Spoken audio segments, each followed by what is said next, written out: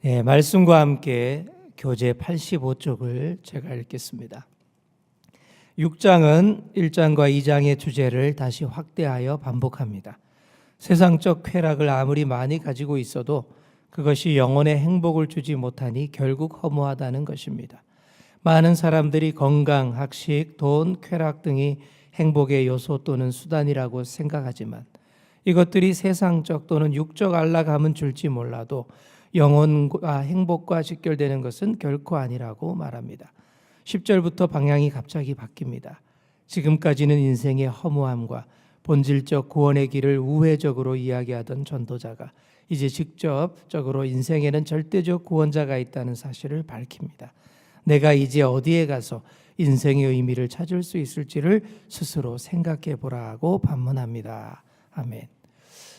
네, 오늘 함께 읽은 전도서 6장은 앞서 했던 1장과 2장의 확장판이라고 할 수 있습니다. 여기 6장에서 허무주의가 더 깊어지고 또 여러 구체적인 사례들을 들어가면서 확대시키고 있습니다. 그래서 해 아래에서 살아가는 인생살이의 여러 불행한 사례들을 몇 가지로 소개하고 있습니다. 첫 번째 불행한 사례가 첫 부분에 나오는데 이런 겁니다. 2절에 보시면 어떤 사람은 그의 영혼이 바라는 모든 소원에 부족함이 없어 재물과 부여와 존귀를 하나님께 받았으나 하나님께서 그가 그것을 누리도록 허락하지 아니하셨으므로 다른 사람이 누리나니 이것도 헛되어 악한 병이로다.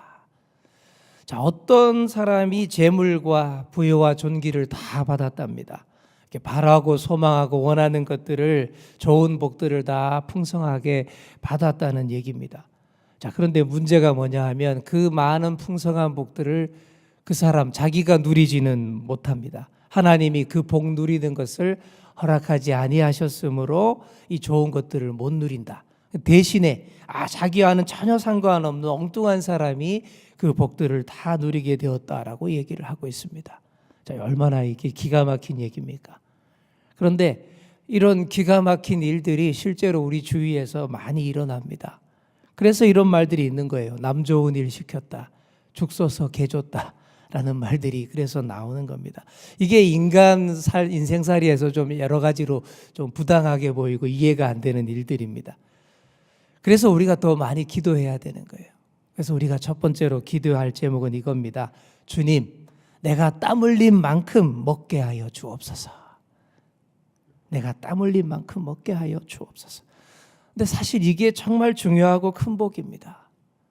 이 세상에서 내가 노력한 만큼 먹지 못하는 사람들이 얼마나 많이 있는지 몰라요. 열심히 땀 흘리고 일하고도 그 일한 만큼 먹지 못하는 경우들이 얼마나 많습니까? 그저 내가 땀 흘린 만큼만 먹을 수 있어도 큰 복입니다. 근데 또 많은 분들은 그렇게 얘기하죠. 내가 투자한 것보다 훨씬 더 많은 복 받기를 원합니다. 이렇게 얘기를 하는데 그렇게까지 바랄 필요 없어요.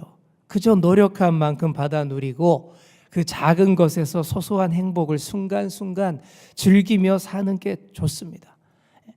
또 많은 분들이 자녀들에게 막 대박 기대를 합니다. 우리 애들이 수준보다 더 좋은 대학 들어가고 우리 애들이 또 일한 것보다 더 크게 잘 돼서 세계 만방중에 이름 떨치고. 근데 저는 이런 거 좀 원하지 않습니다. 저는 그저 우리 아이들이 자기들이 노력한 만큼 자기 수준만큼 받아 누리고 그 가운데서 정말 행복해할 수 있기를 바랄 뿐입니다. 사랑하는 성도 여러분, 그저 땀 흘린 만큼 노력한 만큼 정직하게 누리는 그런 복을 사모하시는 여러분 되시기를 바랍니다. 자, 또 보면 두 번째 또 불행한 사례가 나옵니다. 3절을 보시면 이런 얘기가 나와요. 사람이 비록 100명의 자녀를 낳고 또 장수하여 사는 날이 많을지라도 그의 영혼은 그러한 행복으로 만족하지 못하고 또 그가 안장하지 못하면 나는 이르기를 낙태된 자가 그보다는 낫다 하나니. 여기 보시면 사람이 100명의 자녀를 낳고 장수하며 산다. 이게 참 과장된 표현입니다. 근데 당시로서는 최고의 복을 이렇게 표현한 겁니다. 100명의 자녀라는 것은 일손이 많이 필요한 시대에 이렇게 많은 노동력이 확보됐다라는 얘기니까 이게 엄청난 부자일 수밖에 없죠. 인건비만 해도 엄청난 겁니다. 또한 외부의 어떤 위협에도 끄떡하지 않는 그런 큰 세력을 갖고 있다라는 뜻이고, 또 많은 아내들과 권세를 가진 능력자다라는 그런 뜻이 됩니다. 거기다가 오래오래 사는 장수까지, 그런 복까지 받았으니 사는 날 동안 오래오래 떵떵거리며 기세등등하게 살 수 있죠.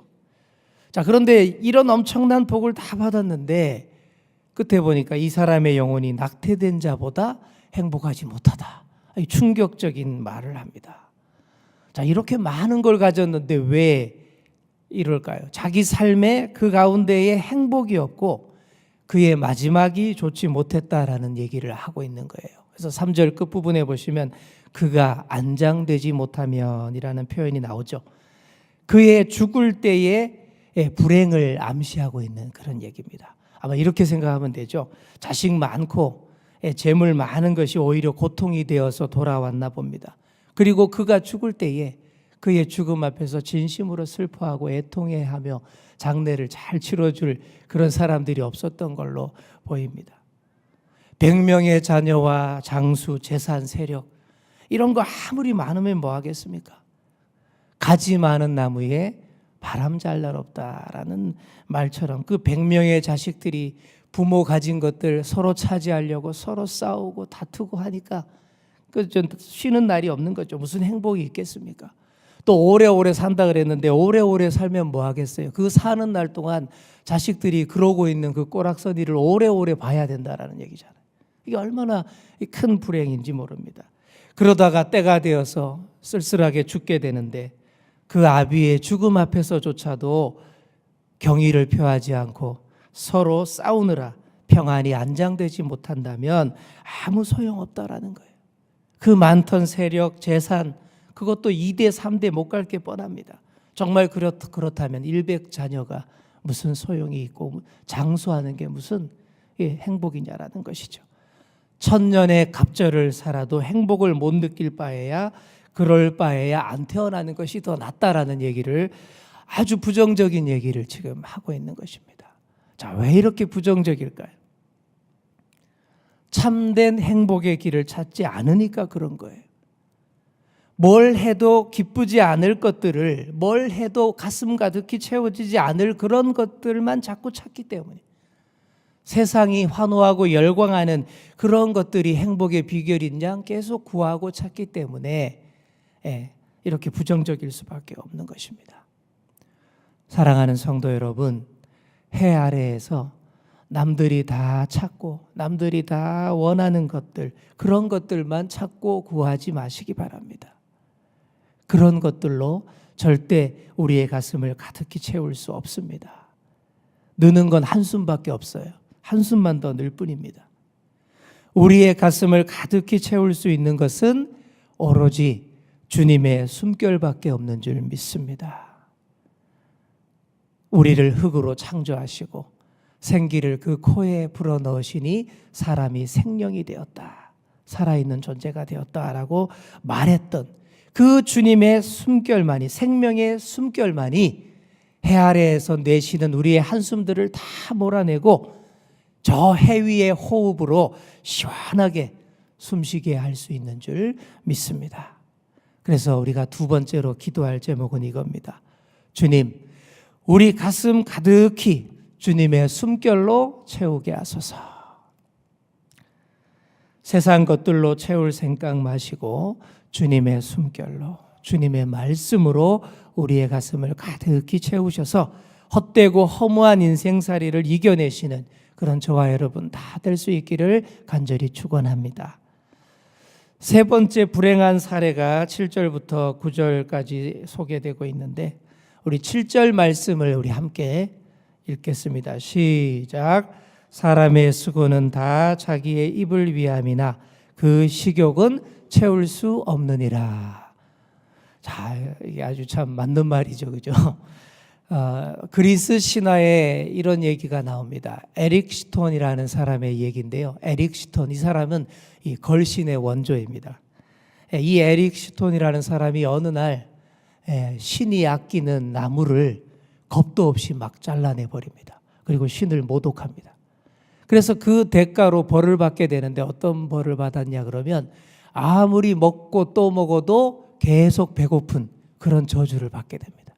그래서 그날부터 계속 들어와서 먹기만 하는 거예요. 근데 먹어도 배가 부르지 않아요. 계속 먹습니다.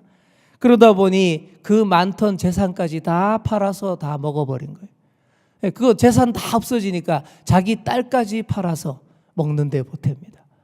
나중에는 정말 아무것도 남지 않게 되었을 때 이 사람이 어떻게 하냐? 자기 팔다리를 뜯어 먹습니다. 그리고는 그래도 배가 고파서 자기 온몸을 다 뜯어 먹고는 결국에는 그 사람 입만 남았다라는 좀 말도 안 되는 황당하고 무시무시한 신화가 이 에릭 스톤 신화, 걸신의 신화입니다. 이게 무슨 얘기냐 하면 사람이 자기의 입을 위하고 배의 탐욕을 채우기 위해 살지만 아무리 해도 채워지지 않는 것이 이 식욕이다. 사람의 욕구다. 먹고 사는 문제다라는 그런 얘기죠. 사람은 당연히 먹어야 합니다. 그러나 아무리 먹어도 식욕은 완전히 채워지는 법이 없습니다. 여러분 오늘 배부르게 먹었다라고 해서 다음 날 안 먹어도 되는 그런 거 없습니다. 그죠? 좀 그런 생각 하잖아요. 엄청 실컷 먹고 배부르니까 내일은 안 먹어도 되겠다 하는데 절대 그런 거 없습니다. 내일이 되면 또 먹어야 되고 때가 되면 또 먹어야 됩니다. 그게 인간이죠. 그런데 이 인간의 욕구라는 것은 이 식욕만이 아닙니다. 오늘 본문 말씀에서는 식욕만을 얘기하고 있지만 이 식욕이 대표로 이제 쓰인 것뿐이죠. 인간의 욕구는 성욕, 쾌락욕, 물질욕, 명예욕, 수많은 욕구들이 있는데 이것들이 다 끝이 없어요. 채워지지 않습니다. 인간의 끝없는 욕구를 대표해서 식욕을 입의 욕망으로 이렇게 하나를 제시하고 있는데 자, 이 무슨 수로 이 욕구들을 다 채울 수 있겠느냐라는 얘기들을 합니다. 8절, 9절 말씀에도 다 그런 얘기가 나오는데 지혜자나 우매자나 다 똑같다라는 거죠. 자기의 그 욕구 만족을 위해 살아가고 채우기 위해 살아가는데 끝내 채워지지 않는다. 지혜자라고 해서 우매자보다 더 나을 것이 있겠느냐? 아니다라는 그런 얘기예요. 또 많은 사람들이 눈으로 보는 그런 것들, 또 마음으로 공상하는 그런 욕구들 다 있지만 어떻게 해도 다 채워지지 않는 말 그대로 바람 잡는 것과 같다라는 그런 얘기입니다. 그러니까 항상 우리가 허한 상태로 있다라는 얘기죠. 자, 그러면 도대체 어떻게 해야 하냐? 어떻게 해야 한단 말입니까? 라는 질문이 나올 수밖에 없죠. 그런데 우리는 다 답을 알고 있습니다. 그죠? 답을 다 알고 있습니다. 그런데 불행하게도 아직도 답을 전혀 모르고 있는 인생들이 참 많습니다. 그래서 전도자가 이렇게 심각한 질문을 던지고 여러 장황한 예를 들면서 좀 스스로 답을 좀 찾아보라라고 장황하게 길게 얘기했던 것입니다. 그래서 전도자가 마지막에 이렇게 탄식하는 겁니다. 우리 12절 말씀을 우리 함께 읽겠습니다. 시작. 헛된 생명의 모든 날을 그림자같이 보내는 일평생에 사람에게 무엇이 낙인지를 누가 알며 그 후에 해 아래에서 무슨 일이 있을 것을 누가 능히 그에게 구하리요. 아멘. 자, 여기 보시면 헛된 생명의 모든 날을 그림자같이 보내는 사람들 지금도 많죠. 그죠? 많습니다. 이들에게 뭐가 낙인지 그리고 그 후에 해 아래에서 무슨 일이 있을지를 누가 그 사람들에게 알려주랴. 아주 본질적이고 중요하고 심각한 질문을 지금 던지는 건데 이런 얘기예요. 내가 지금까지 이렇게 길게 이야기한 대로 인생이 이렇게 허무하고 헛됩니다. 그럼 또 죽고 난 다음에는 또 무슨 일이 있는지 당신 압니까? 죽음 다음에 우리가 어떻게 되는지를 누가 여러분들에게 제대로 알려줄 수 있을지 압니까? 이렇게 묻는 거예요. 이게 이제 전도자가 슬슬 본색을 드러내는 겁니다. 헛된 인생을 살아가는 자들을 전도하고자 하는 이 전도자의 진심이 여기에 담겨 있는 그런 말씀입니다. 그래서 이 질문에 대한 정답이 후반부로 갈수록 이제 밝혀집니다. 그러다가 12장이 되면 정답이 딱 나오죠. 근데 아직은 아닙니다. 저와 여러분들은 이미 정답을 다 알고 계신다라고 제가 얘기했죠.